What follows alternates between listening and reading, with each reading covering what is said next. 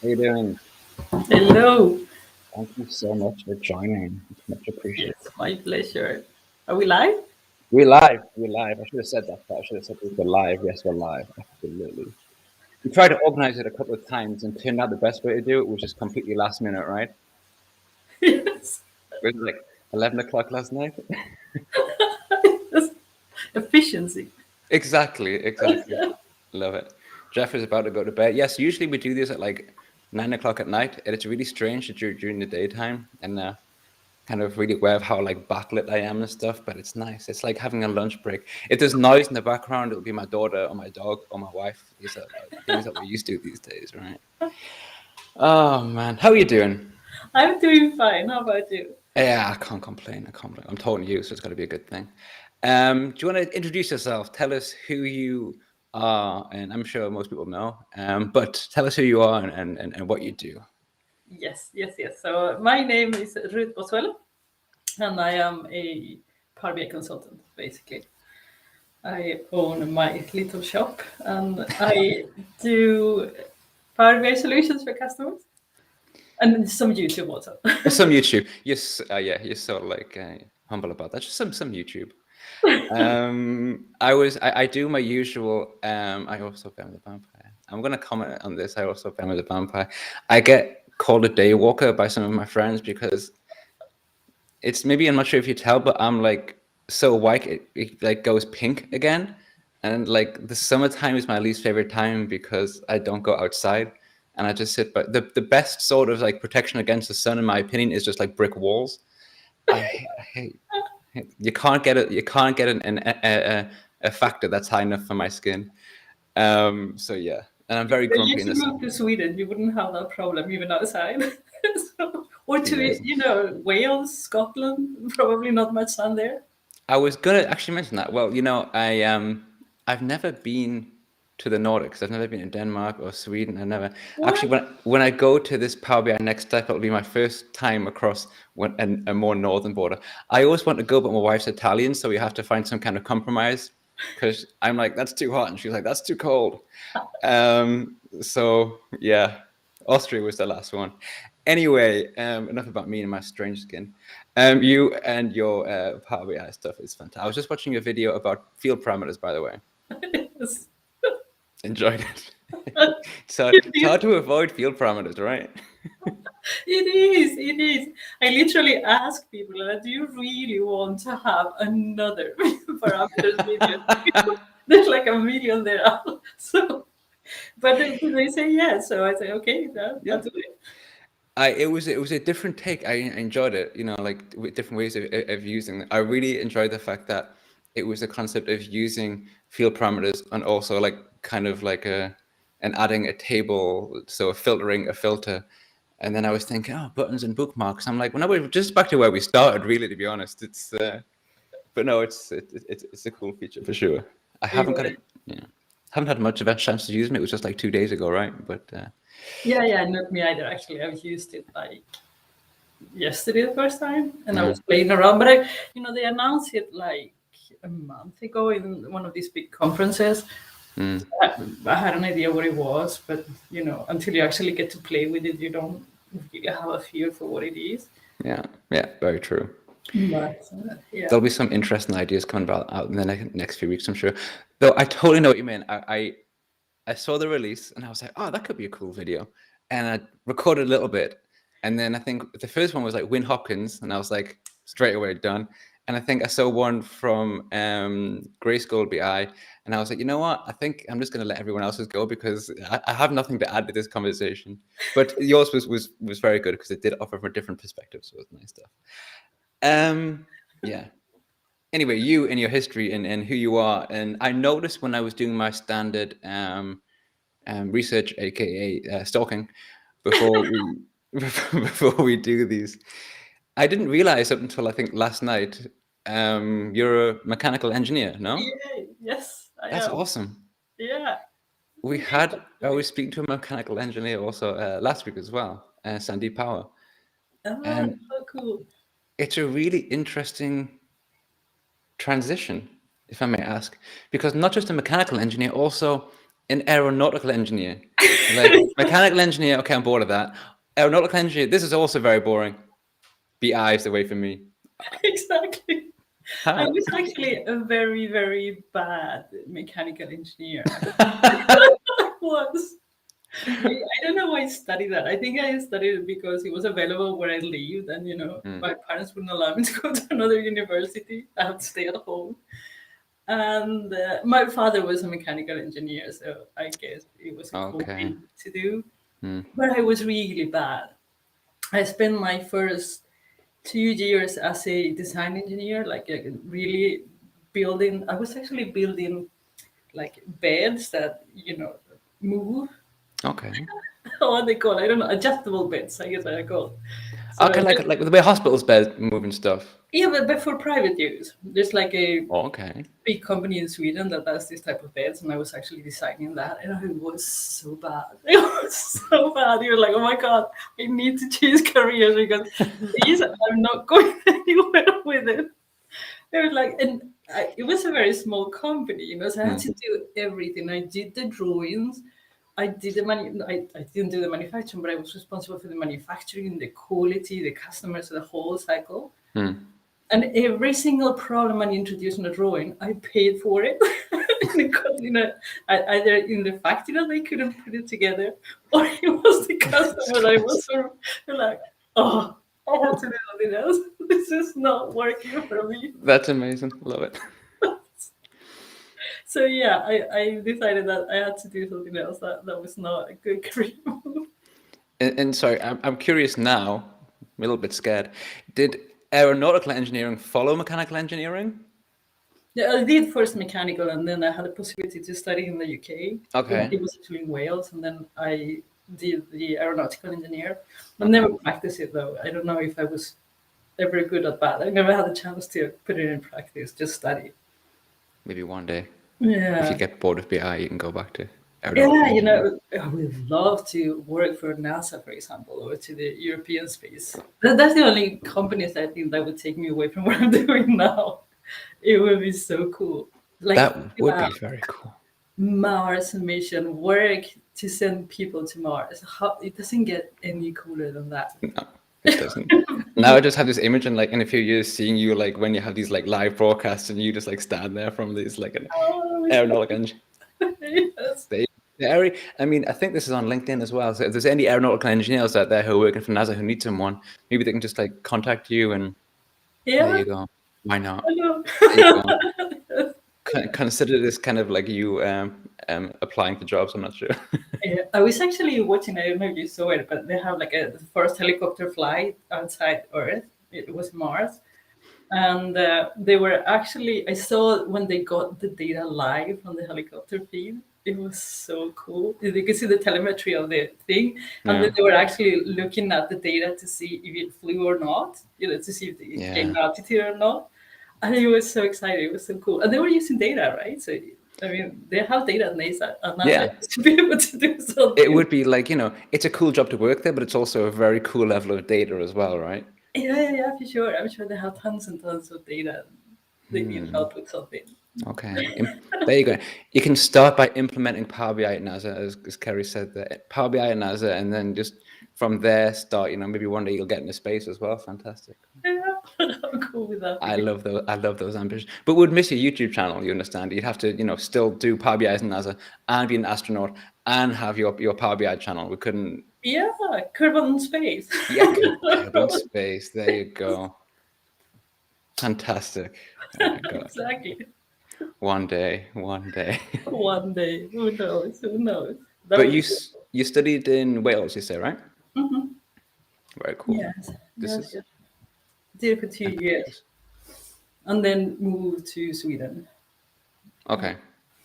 Yes, Very nice. Okay. I like Wales. I've been there once or twice on a couple of holidays. It's beautiful. It is. Really beautiful. The weather is like, well, it's like where I come from in Spain. So I was not too shocked about it, but it rained a lot. I've never heard of Welsh weather compared to Spanish weather. I've got to say, this is a new one for me. Well, I live in the north of Spain, and it is, surrounded by mountains, high mountains, and you have the sea. So it is very, very rainy. it's the only place I think that you tell people you come from in Spain and nobody knows what it is because you don't go to like holidays there. Yeah. It's just too cold. So like, there's basically no EasyJet doesn't fly there, in Ryanair, so it's pretty much it done. Yeah, pretty much like Okay. Iberia, nothing else. Nobody escapes the mountains. Cool. So what? So you finished it. What inspired the move across to Sweden, if I may ask? You can My just say partner. next. Your partner, okay. Yeah. It was. That makes sense. Yeah. You know, it was the time. You know, this Erasmus program. Okay. Yeah. People got moved all over the place due to love. So I'm one of those. Yeah, I also had this issue as well. People are like, why did you move to Berlin? And I want to give like a really cool answer. Like, I don't know, some kind of awesome job or whatever. But at the end of the answer is kind of like, yeah, I met a girl. This is, that's it, you know? I always say I was love imported, but people think that it was something else than what it actually was. So I was like, okay, I have to stop saying that. It's just not working for me. Oh man, yeah, it's well, when I first came to Berlin, I was working like Irish bars and stuff, and I would say like pretty much close to 100% of the guys who were working there, it was because they'd met someone. It was really just the most like obvious thing. And with like, but she's Italian. Yeah, so Bernard, you're right. My wife is indeed Italian, so we actually moved we moved to Berlin pretty much at the same time. Obviously, we just didn't know each other then, you know. Oh, so you met there? You didn't go there because of her? Oh no, that was a different person. That was a long time ago. So I moved back here in like 2005, 6-ish, and then I met my wife in like 2010. I should know that, but I did. It was like 2010. That's minus. there or thereabouts, exactly right. But yeah, German. You speak good German? It's decent, I'd say. It's decent enough to speak at work. I was speaking to one of my colleagues the other day, and she was like, I was talking about I would like to maybe move to like South Germany because I like hills and mountains or any type of interesting landscape, which doesn't really exist so much in the Berlin area. North Germany is kind of like, yeah, okay. Be careful. yeah, I know. And one of my colleagues said, but if you move to South Germany, don't you have to speak German, Ben? And I was like, yes, and I do, because we don't really speak German in my team because it's a very international team, you know. So it's mostly at work. Sorry. You speak English at work. We speak English at work. Yeah, I mean, I speak German with some colleagues, but it's mostly English, and it's that thing where if you speak English with one person, it's difficult to change to a different language. You know, so I could speak German to some people, but I'm not sure. Maybe I'm just lazy. Maybe I should put more effort. But yeah, I can. But does that mean so you speak? I suppose then multiple languages. English, and of course English. Yeah. I had to. I mean, I spent the first 2 years just with English in Sweden, but it just doesn't work. You don't get any good quality of life. Okay.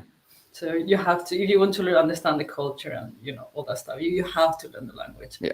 And I'm not. I mean, once I learn them, I'm fine. I'm pronunciation and vocabulary stuff, but I don't enjoy learning languages at all. So it was like,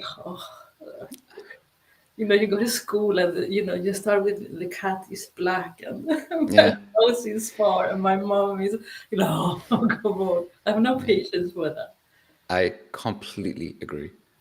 I mean, I spoke to Marco of SQLBI a few weeks ago, and we started speaking about like Italian, and obviously my wife's Italian, and I had to admit that I don't speak pretty much any Italian, and it's been like 10 years, and it's so embarrassing because people completely judge you, and I don't have the patience. I don't have the patience. I mean, I can understand what she's saying for the most part when she speaks Italian, or when my children like shout at me in Italian because it's a very, but no, I just can't be. And I've got to try and put the effort in, and I just feel myself failing. And then I tried to learn Greek once because it was really interesting. You know what I mean? I had some very good Greek friends, and I found myself. It's like the teaching me sentences like, "Can I speak to the manager, please?" And I'm like, what am I going to say when the manager gets there? Like, what's the value in what I'm learning? Zero. Completely zero. Oh my God, it's so Yeah, horrible. Yeah, but we're Europe. Like, there's like a million languages, so we yeah. just have to live with it. And once you learn a few, it gets easier. It's Well, not this fun. this is the thing. You talk. It's easy for you to speak about because you do speak, a few languages. I speak like 1.75 languages. You know. So, But the funny thing is that once you speak more than one, hmm, you speak zero. Because I'm quite bad in Spanish now. My parents get really upset with me when I translate from Swedish or English to Spanish. I speak bad, not bad. I mean, I don't speak any of the languages bad, but you're not a native speaker of course. anymore. So I just speak like a teenager when I go back to Spain because I left when I was a teenager, not teenager, but like young adult. Yeah. So I don't have the vocabulary. It's just like Hmm. I don't speak anything, but I Yeah. do speak everything, which is You just kind of. This is where we get back to this whole. Was it Esperanto or something? This combination. We just put all the languages yeah, together and create would have a been good. language. Or Yeah. how about English? Everybody speaks English. Well, Happy with that. I do want to suggest that myself because again, it just sounds like me being lazy again. But yeah, that would be. But this Yeah. is the thing in England. I mean, when you're a kid in school, and of course, you're stupid because you're a kid in school, and they make us learn French. You don't got any choice. You got to learn French, and I learned French for like 6 years, and I can say like 3 words now. But the point is, because I forget subtle and German, I forget it all, and you're like sitting there as this like really like annoying kid. And you're like, oh, why can't they just learn English? And then, but the problem is like they do. So then they automatically have that advantage. It's like they could automatically speak your language really well and their language. And you're just sitting there like some kind of, ignorant, foolish English person thinking, oh, right, yeah, never thought about that. Yeah. No. It's complicated, but I mean, it's fine. I mean, it's Europe. What can you do? And soon, I think, with the artificial intelligence, it's not going to be an issue. Probably we have something in the year that automatically translates stuff. So That would be so cool. we're very close, I think. So I think so. I mean, I'm already lazier than I used to be and not learning as much as I used to because of DeepL. Like, I've got an email. It's like I could read it using my knowledge, or I could put it into deepl.com, and then it's yeah, just gonna be much more correct and much faster. So yeah, it's already technology is already reducing my learning on that level. So yeah, let's just make it full Star Trek and have And transmissions. the apps, when you go on vacation to a country that you don't speak the language, you can just, with your phone, you scan the menu or you scan, and it just tells you what it says. Like It's a easy, good point right? actually. Never even thought about that one. Never tried it. Just walking around like speaking into a phone and like just recording it back and forth. Yeah, there's actually apps that you can speak to them and then it translates back, right? And then the person speaks and it tells you back what it is. It's not like super fluent, but it's enough. Like if you get lost in Berlin and Yeah, you yeah, sure. ask where you are, like you That's can. cool. Looping this back around to what we do in Power BI, I created a report once, which was cool, though a little bit expensive, because I used the API of DeepL, and I was feeding in all the whatever language and translating like news and stuff. So of course, every time I was hitting the API, it was charging me. So I was like, let's not keep that up. It's a little bit too expensive, but it was really cool. And also, I got to work with APIs, which is the most fun part for me about working with Power BI. Google Translate is actually not that expensive. I think you have like 1,000 calls that are free. Oh yeah. Yeah. Okay. I mean, you need to do quite a lot of translation before it actually starts costing serious money. Okay. Give it a go. It's quite cool. Which one was that? Google Translate. Oh, just Google Translate. Okay. The API. You have an API so you can use. Yeah. So it's actually not that expensive. And Google Maps is actually, I've used it tons and tons of times, and they've never charged me anything. Like, how much do I have to use for them to charge me? It's crazy. You're gonna get a bill one day. Oh my god, no! I've made a terrible mistake. Bankruptcy. There are stories about these people that forget to turn off their Azure or their Amazon cloud, and then they have like 1 million quid in the bill. It's like, oh, holy crap. This is one of the reasons. Sorry, please. No, I'm just. This is one of the reasons I made an account for myself and had a look around, and then I'll click here and have a look, and then I said, okay, so I'll like pay per usage, and I was like, no, I'm scared, I'm gonna switch it off. And every 6 months I have like a panic attack just in case I didn't do it properly. Yeah. Yeah, Would be you the can worst. set these like expenditure goals. Like you can say, for example, on Google Cloud, you can say, I have a spend limit of 1,000 crowns or pounds or whatever, and it will stop there. And it will send you an email and say, hey, you reach your limit. Would you like to turn it on or not? And you can either increase it for another 1,000 or just stop it. Okay. And Azure has it, but it's not as straightforward as Google. Or Sounds it about was right. not. I'm not sure anymore. Everything changes so fast. So who knows? Just give me a second. Yeah, you can have a second. I thought it'd be me running away because I'm expecting my daughter to run through at any point, saying she needs help with a German lesson. But yes, you can have a minute. Has Jeff gone to bed already? I'm sorry it's so late, by the way, in New Zealand and all those countries. But what happened was basically, and I think I didn't mention this, was the fact that this was meant to be so Kratos, BI, Christopher Wagner, and unfortunately he's ill. So I needed someone to step in, and that's why we moved it from 11 p.m. It was going to be like the late show. Went from the late show to the early show. So it's been just such a roller coaster. So this is why I was thinking this would be a really good show originally for the people in New Zealand and Australia, because it would be the first time it's at a reasonable time of the day. And then I was just kind of like, nope, not having that. Let's bring it forward. Well, you can always rewatch it afterwards. Of course. And I'm doing that on podcasts as well now. So I've re-released them on Sunday as a podcast, so you can listen to them whenever you want. Though I do have some concerns. Not so much, actually. I thought like you'd lose something that would be looking at something on the screen so people can't refer to it. But not really. We don't do screen shares and whatnot. We just talk randomly about random things, which is pretty much what you're experiencing now, to be honest. I want to speak a bit about your YouTube channel, because of course it's what most people know you for. What was I'm just curious, when you started that, did you have like, I want to create the most viewed YouTube channel for Power BI, or it's up there, right? I mean, when I make lists of, further learning resources, there's always like straight there, number one, Kerbal, there you go, go and learn some stuff. I'm always curious about the journey of your Power BI as to where you got to where you are now. Was it just like, I think I'll make a video, that could be fun, and then a couple of years later, boom. Yeah, it was accidental and unintentional, completely. All of it, actually. So I actually started an Internet of Things company. That's what Kerbal was going to be about. Okay. And we actually built a product and we tested it. But That's once cool. we did that, I realized what it actually took to create. And I was like, no, I'm not going to enjoy doing that. So we dissolved it. That's fast. But one of the things, all the Internet of Things devices, they use data. And what you are selling really is the data. The device is just a thing that collects the data, but then what you want is the information. And because none of us had any background within data, it's like, how about start position ourselves within the data world? And then I was, working with at an American company. And they did have, at the beginning, you need to have a American email to get Power BI. So I got it, and then I started playing with it.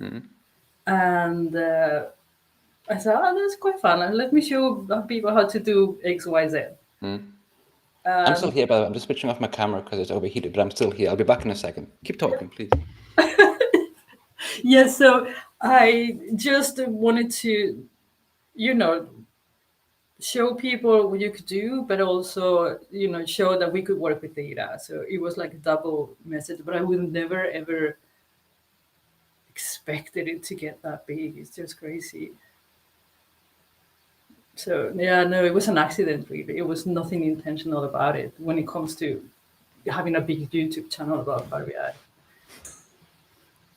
I apologize for that. No problem. I forgot to switch off something on my camera, so it overheated. And it's all a very, very hot day. But I was listening, so it was completely unintentionally said, yeah? Cool. Oh, I love today. is fantastic. Whatever, I don't care. The camera's switched on. You can see me. So a happy accident, and it led to where you are now, and you want to become like a data face. But I'm interested. You said that you realized that you didn't have much experience with data. I mean, obviously at work, Yeah. as a business user, you use data.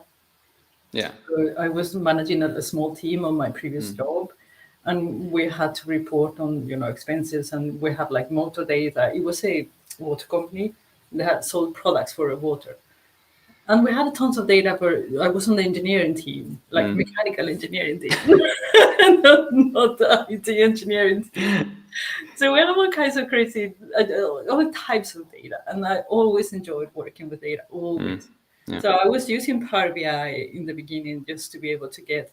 We had data sets that had over 2, 3, 4 million rows, and Excel crashes. So I was using Power BI for that, and I was really enjoying Yeah. that. After a while, not in the beginning, after a while. So, yeah, and then I said, why not? Let's show what you can do. I thought it would be a cool thing. That's cool. Nice. Yeah. I like it. Just grew.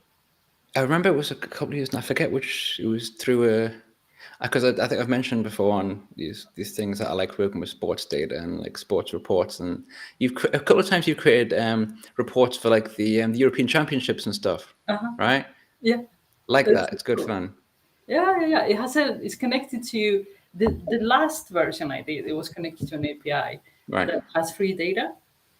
Normally those APIs have, they charge you for the data. This one, they do charge you if there's an API limit, and after that they charge you. But you can actually grab what you need for free.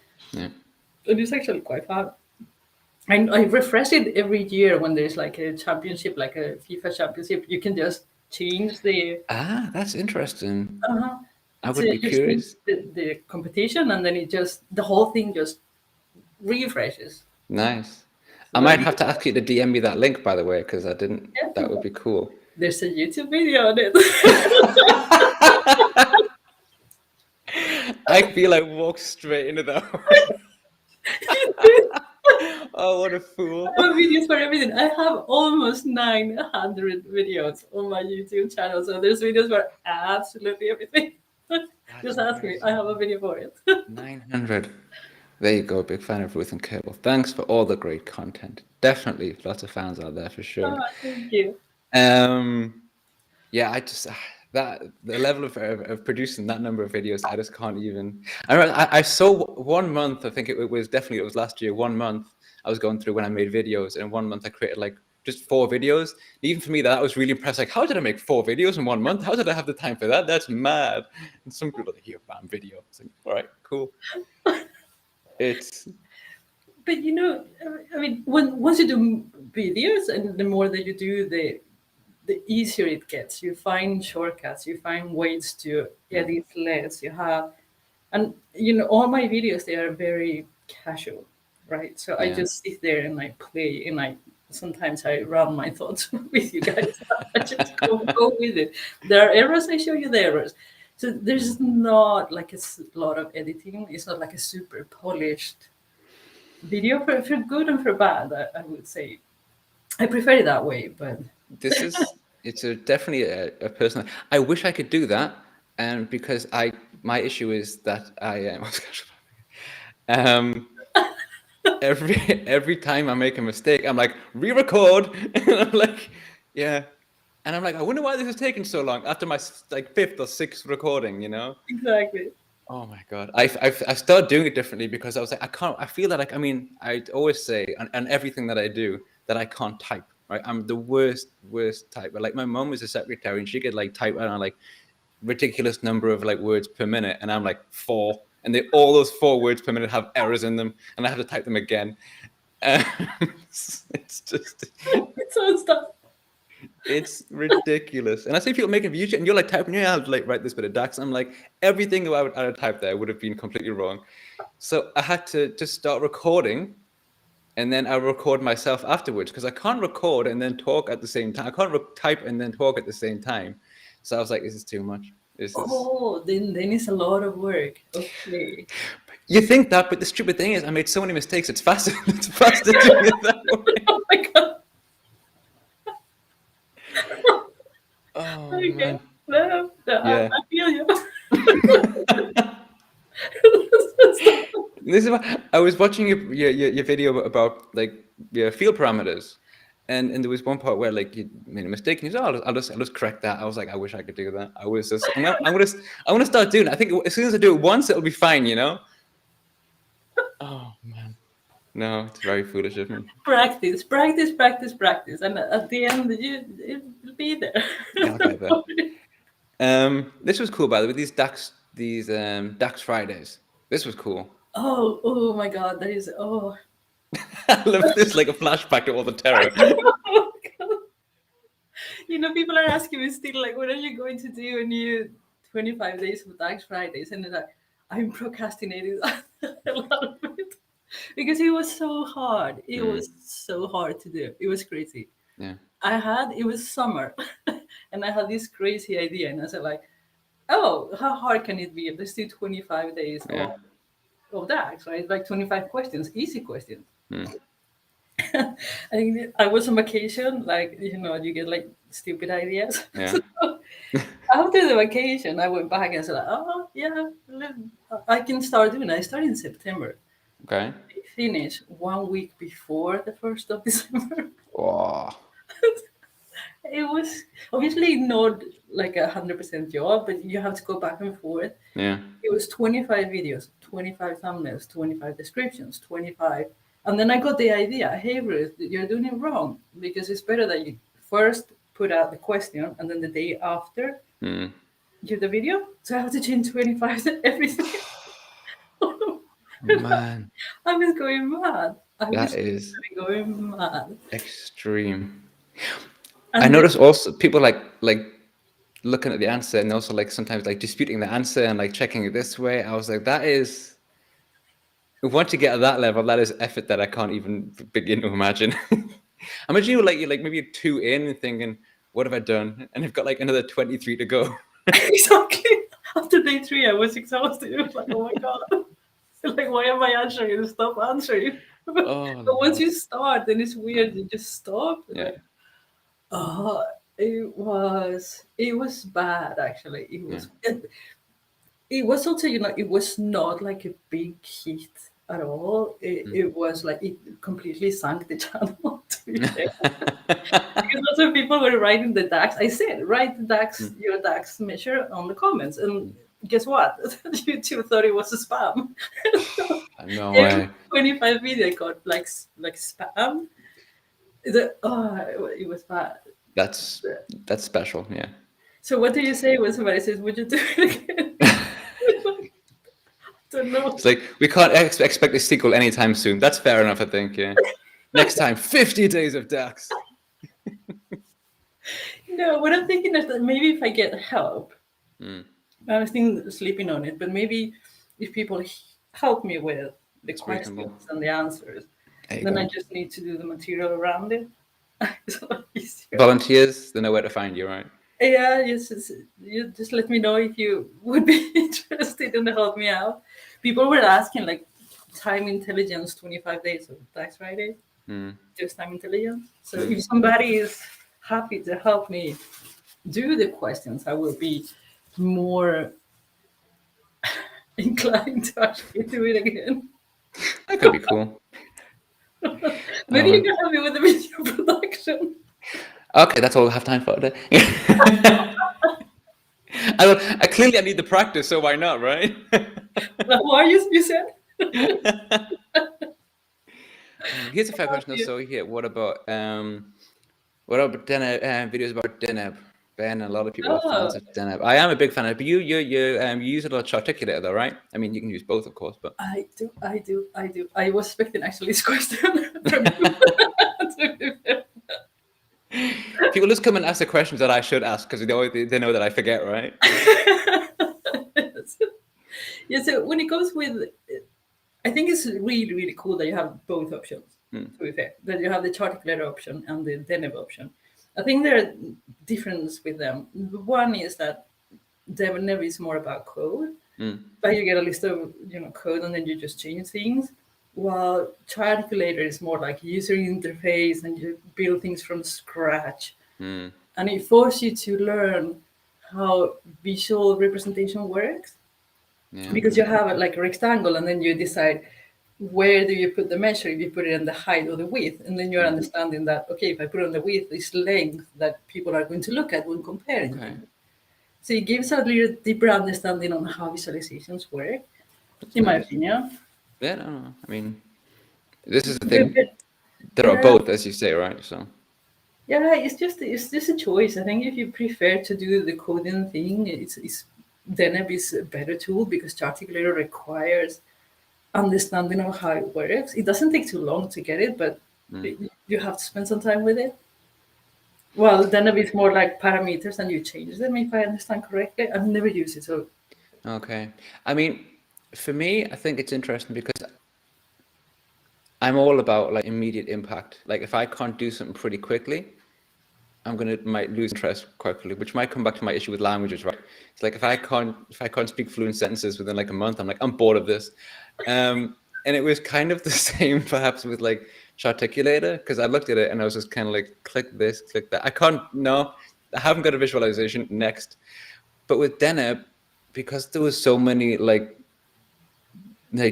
documentation where I could just like copy and paste from and change it. I mean, the first stuff that I used was actually from Kerry Kolosko. I took and I copied and pasted hers, and I was like, if I change this, what would happen? Didn't understand what the hell I was doing, but changes did occur. So I kind of started to understand like the basics and that I might be able to build something, and that was just had me hooked really. And I think it just depends how your brain works somehow. And I don't know. yeah, no, I think so too. And it's also a preference of, I'm a very, very visual person, so code is, for me, looking at code is looking like a raw data on an Excel file. It just doesn't tell me anything. I'd rather have like, user interface, have like buttons and you put things together like cooking something, or I don't know. But it's just preferences. And I think there's no battle between them. Use the one, try both, and use the one that rocks your boat the best. Like, Perfectly put. Let's make t-shirts. Charticulator rocks my boat and Deneb rocks my boat, that sort of thing, you know what I mean? So big one. Yeah. It's kind of similar as the whole, tool itself, Power BI. And people say, what's better, Power BI, Tableau? I was like, I don't care. Just try them both. If one suits your organization, use that one and then end the conversation. Because the conversation is too expensive to have, Both. I work with a lot of organizations that have both Tableau and Power BI. Yeah.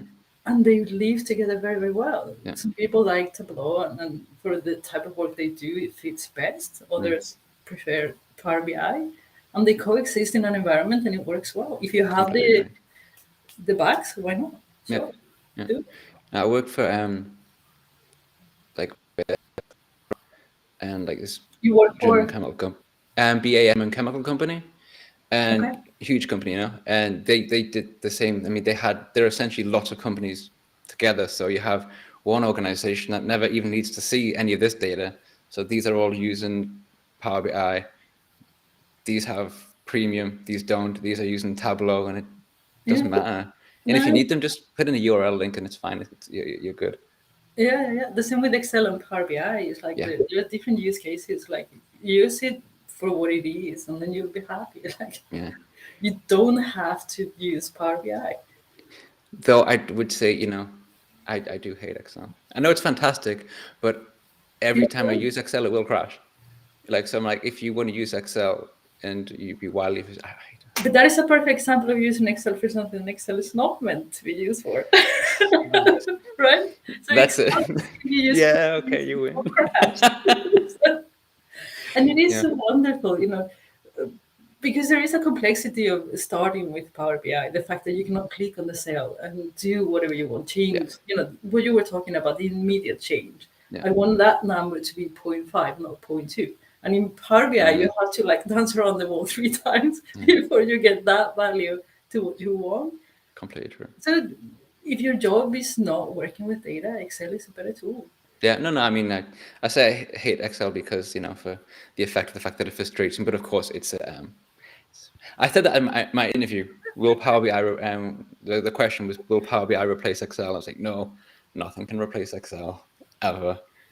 Just, No, it's ingrained in society now. I always think like the capitalism in the world economy it's so close to falling apart because someone moves the Excel from this place to this place, and then all the financial systems around the world just disappear and crumble because it was built on this one Excel file, you know? Yeah, do you remember at the beginning of the pandemic with the Excel scandal? Was that with NHS was using Excel as a database for court cases? It was in the UK. It was the corona tracking, Yeah, exactly. and it was the fact that it wasn't just they were using, I forget, XLS, the older version. Yeah, exactly. So And it could only have like 40,000 rows. So like 40,001 people got corona, and then like, oh, we don't have any tracking anymore because the I think it Excel was the file broke. columns. I think the limit wasn't the columns because you remember the data was they were putting one day on one column, and then they were imputing everything. So they hit the max on the number of columns. That is insane. Nobody knew that, so they lost the data. Yeah, that was a classic pandemic moment. Yeah, but I mean, it was, I mean, to be fair, to be truly fair, it was a pandemic. People were panicking about absolutely freaking everything. You get whatever you have and you do something with it rather than waiting for this super powerful model that never gets built, right? Yeah, you're right. Practical.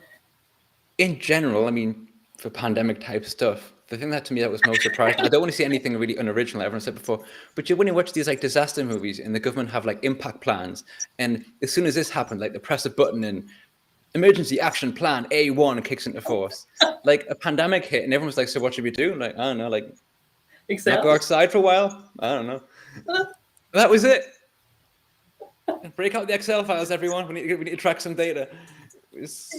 Yeah, but everything was manual. Absolutely everything was manual in any country. So where do you put it? You put it in Excel. Yeah. And it's always this thing about, IT being so restricted about the resources. Probably say you're not getting a database. Just do whatever you want, but don't talk to us. We don't have time for you.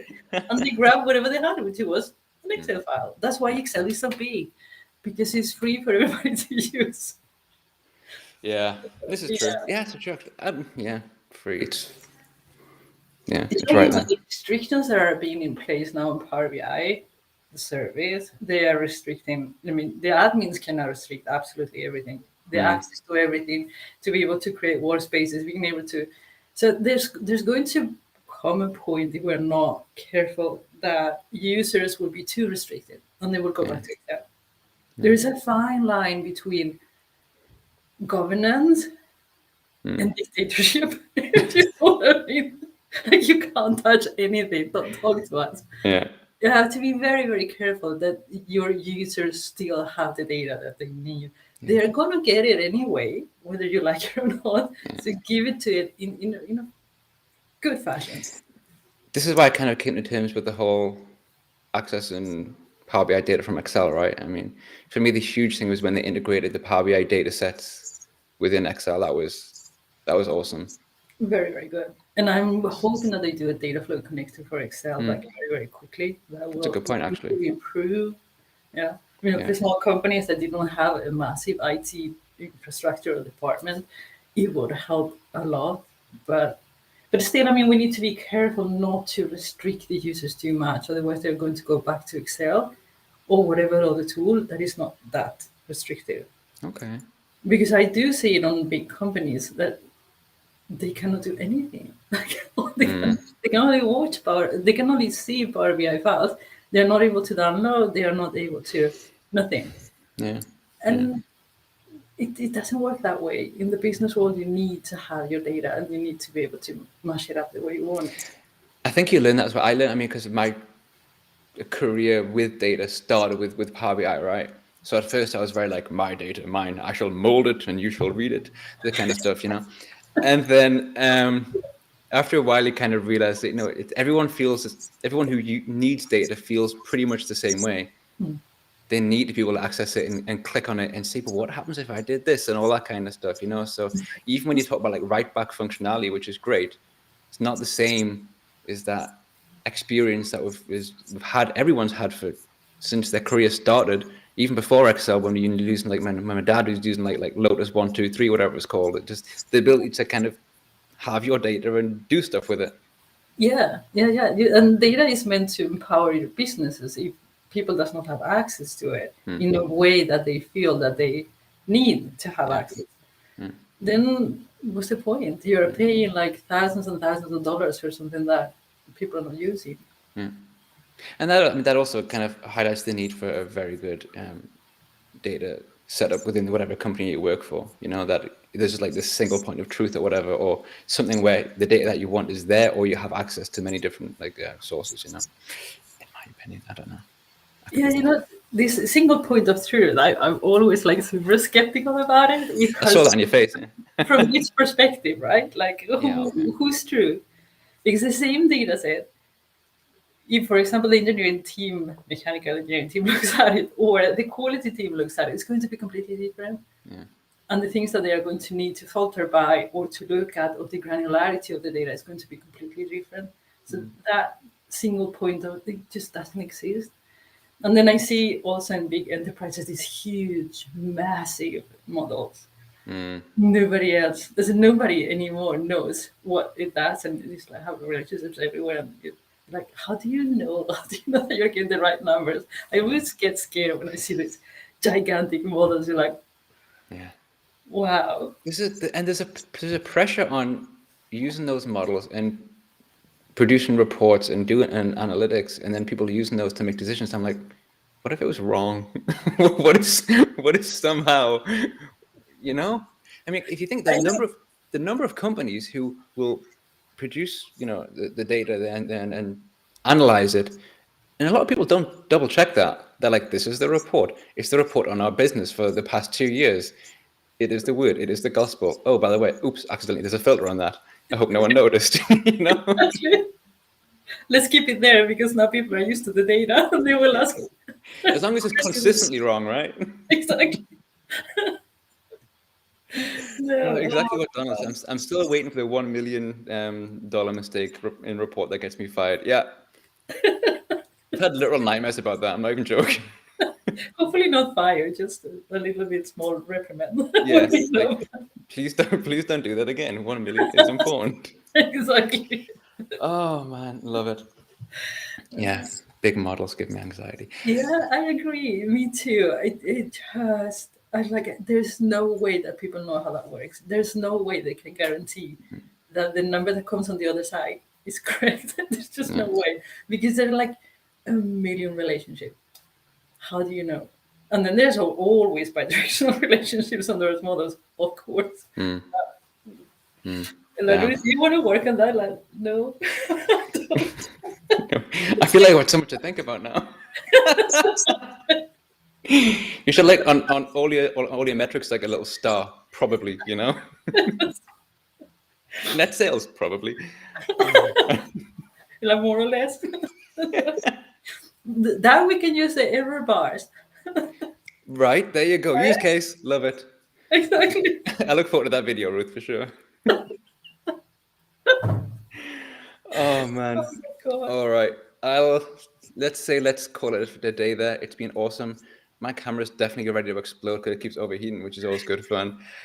It's been an absolute pleasure. Thank you so much for thank you for joining and deciding for agreeing to join. Everyone in the chat, as ever, it's great to have you asking all these questions and getting involved. It makes it even more fun. And next week, probably I'll be back at the usual time, but I make no promises. Okay, there or thereabouts. All right. Thank you very much, Ruth. It was an absolute pleasure. Thank you. Take care, everyone. Bye-bye.